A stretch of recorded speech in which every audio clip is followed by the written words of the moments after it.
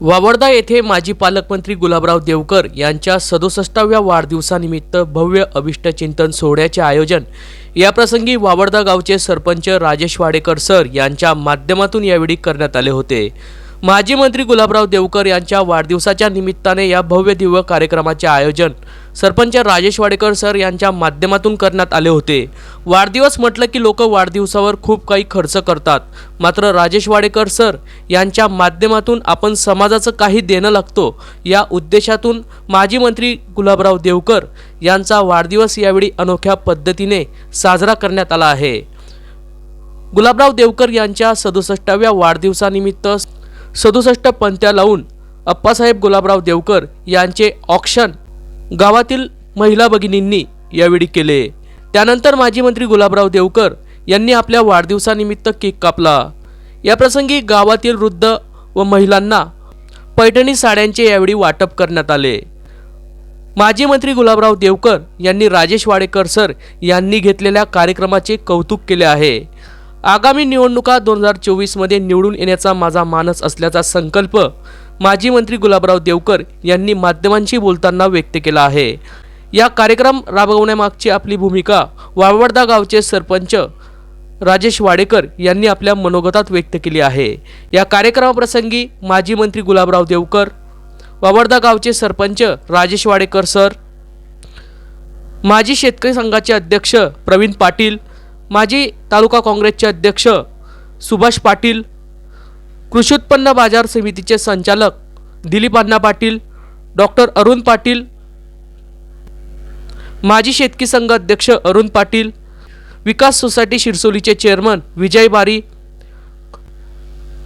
राष्ट्रवादी काँग्रेस पार्टीचे युवक जिल्हाध्यक्ष उमेश पाटील, राष्ट्रवादी काँग्रेस पार्टीचे युवक अध्यक्ष धवल पाटील, हेमंत पाटील, डॉक्टर भरत पाटील, बापू परदेशी, साधना पाटील, अर्जुन पवार, गोलू पवार, भूषण पाटील, रवी नेटके, बळीराम राजपूत, विठ्ठल शिंदे, संजय शिंदे, राजू शिंदे, दीपक शिंदे, प्रशांत शिंदे, मुरलीधर जाधव, भानुदास पाटील, विनय पवार, अर्जुन जाधव, गणेश गोपाळ, राहुल गोपाळ, अमोल गोपाळ, जोहरलाल गोपाळ, संजू राजपूत, दत्तू पाटील आदींची या प्रसंगी उपस्थिती होती। गावातील 500 महिलांना साड्या वाटप करण्यात आल्या, तर 100 वृद्ध महिलांना यावेळी नऊवार पातळ या प्रसंगी देण्यात आले। या कार्यक्रमाचे बहारदार सूत्रसंचालन उज्ज्वला वाडेकर यांनी केले।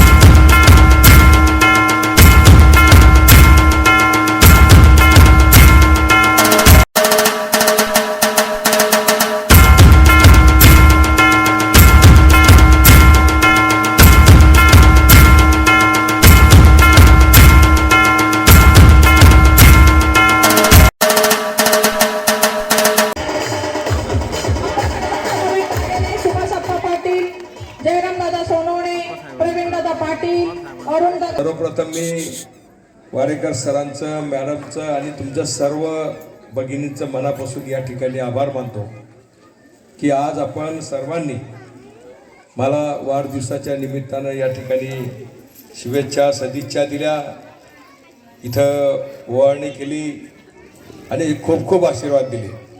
त्याबद्दल आपले सर्वांचे मी मनापासून आभार मानतो। खरं म्हणजे वाढदिवसाच्या दिवशी मी कोणताच कार्यक्रम घेत नसतो कोणत्याही गावाला, फक्त एका ठिकाणी राष्ट्रवादीचे आपलं जे कार्यालय आहे, आपलं संपर्क कार्यालय, तिथंच फक्त लोकांना भेटण्याच्यासाठी थांबत असतो। धरणगावला पण सर कार्यक्रम आयोजित केलेला होता, पण मी तो रद्द करायला लावला.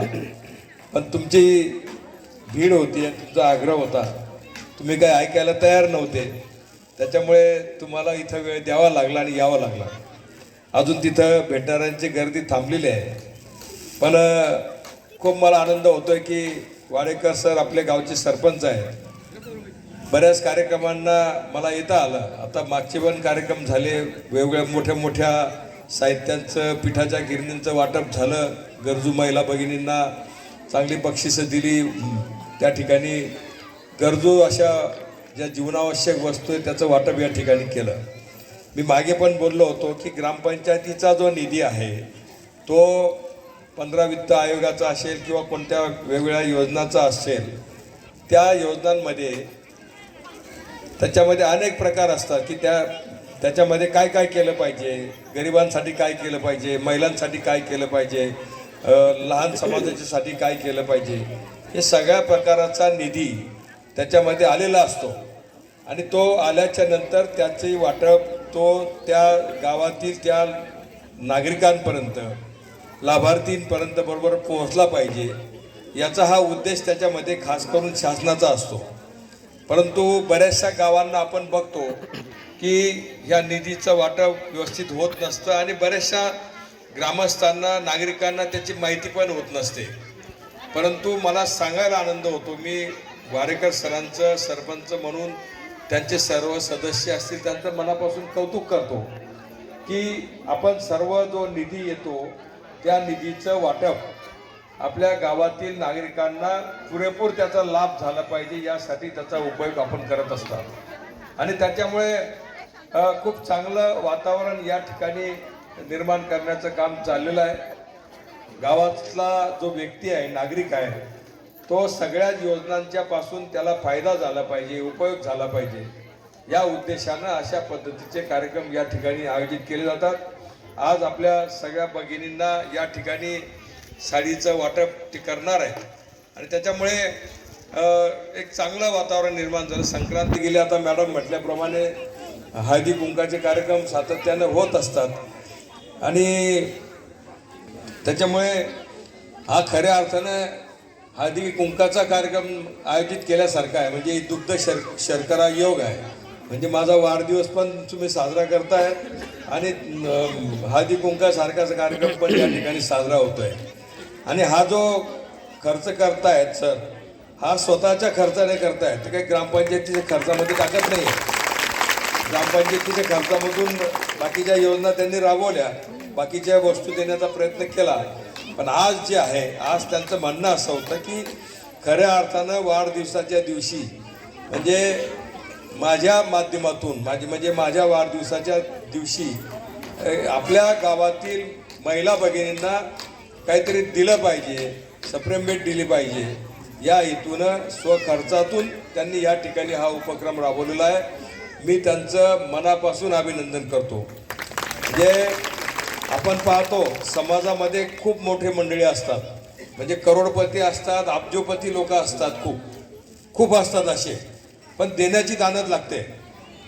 म्हणजे काही मंडळी तर असे असतात त्यांच्याकडे त्या मोठं गेट लावलेलं असतं आणि बाहेर लिहिलेलं असतं कुत्र्यापासून सावध राहा. लक्षात, म्हणजे तिथं पहिल्यानेच भीती दाखवली जाते, इथं दुसऱ्याने यायचंच नाही कोणी. कुत्र्यापासून सावध राहा म्हणजे तुम्ही येऊच नका कोणी. आम्ही आमचे करोडपती आहोत, इथं लोकांचा संबंध नाही. परंतु हे जे देण्याची दानत लागते ती अशा व्यक्तींमध्ये असते की आपण जे काही थोडंफार कमवतो आहोत, खरं म्हणजे त्यांना काही कमी नाही, त्यांच्याकडे पण दोघांचे पगार आहेत, डबल इंजिन आहे आणि मुलं पण कमवत आहेत, त्याच्यामुळे ते खूप सुखी आणि समाधानी आहेत. पण याच्यामधून आपल्याला समाजाच्यासाठी काही देता येईल का याचा विचार करून ते सातत्यानं अशा पद्धतीनं काम करण्याचा प्रयत्न करतात. आणि म्हणून हा स्तुत्य असा कार्यक्रम त्यांनी या ठिकाणी ठेवलेला आहे. त्यांचं मनापासून मी या ठिकाणी अभिनंदन करतो. आणि मला या ठिकाणी बोलवलं, आपण सर्वांनी मला वाढदिवसाच्या शुभेच्छा दिल्या आणि त्यामुळं मी खूप भारावून गेलेलो आहे. मी निश्चितपणानं सगळ्या महिला भगिनींची आठवण ठेवेल. तुम्ही ज्या शुभेच्छा दिल्या होत्या त्या निश्चितपणानं मला कामात पडतील. तुम्हाला कोणाला आठवत असेल, मी 2008 साली रक्षाबंधनाचा कार्यक्रम आयोजित केला होता जळगावला. म्हणजे ते आता मधल्या काळामध्ये जमलं नाही, त्यावेळेला चांगलं वातावरण, आम्ही जोश होता, एक मनात आयडिया आली होती, केला होता. जळगावला फार मोठ्या प्रमाणामध्ये आपण कार्यक्रम केला होता आणि मग आपल्या मतदारसंघातल्या जवळपास 40,000 महिला भगिनींना आपण त्यावेळेला साड्या देण्याचा प्रयत्न केलेला होता. चांगला कार्यक्रम केला होता, त्यावेळेला असाच उद्देश होता. पण आज त्याच स्वरूपाचा कार्यक्रम आपल्या गावाच्या पुरता सरांनी या ठिकाणी आयोजित केला. त्याबद्दल मनापासून त्यांचे आभार मानतो, अभिनंदन करतो आणि आपल्या सर्व महिला भगिनींना खूप खूप शुभेच्छा व्यक्त करतो, खूप खूप शुभेच्छा देतो तुम्हाला. तुमचं भावी जीवन जे आहे ते सुखाचं, समृद्धीचं, भरभराटीचं जावं. नवीन वर्ष लागलेलं आहे, नवीन वर्ष तुम्हाला खूप खूप सुखाचं जावं. तुमच्या कुटुंबामध्ये सतत आनंदाचे दिवस राहोत. परमेश्वर तुम्हाला खूप खूप आशीर्वाद देऊ, अशा पद्धतीच्या शुभेच्छा व्यक्त करतो. मी आपल्याला एक सांगू इच्छितो की आपण, माझ्या एक मनातली संकल्पना होती की आप्पासाहेबांचा वाढदिवस आपण एक आगळ्या वेगळ्या पद्धतीने करणार आणि लोकाभिमुख कार्यक्रम राबवून आपण या कार्यक्रमाची सांगता करणार, असं एक प्रामाणिकपणानं एक मला वाटायचं.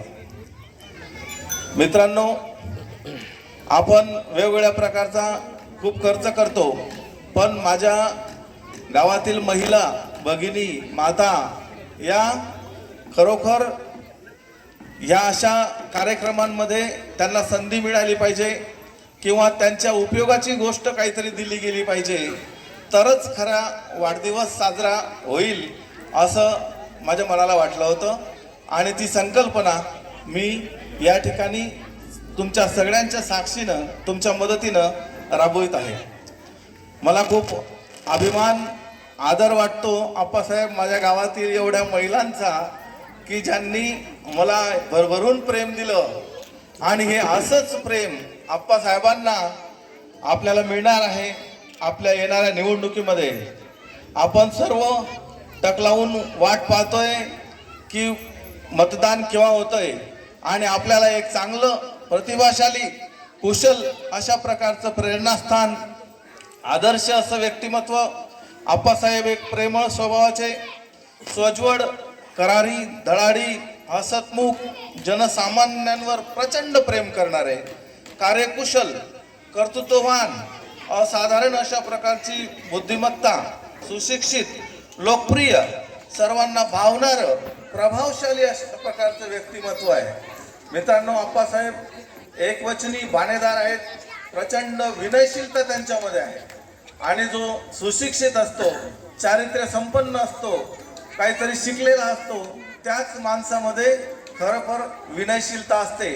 आणि ती विनयशीलता, तो नम्रपणा, तो सोज्वळपणा, तो प्रामाणिकपणा, सर्व ह्या सगळ्या गोष्टी आपल्याला आप्पासाहेबांमध्ये दिसतात.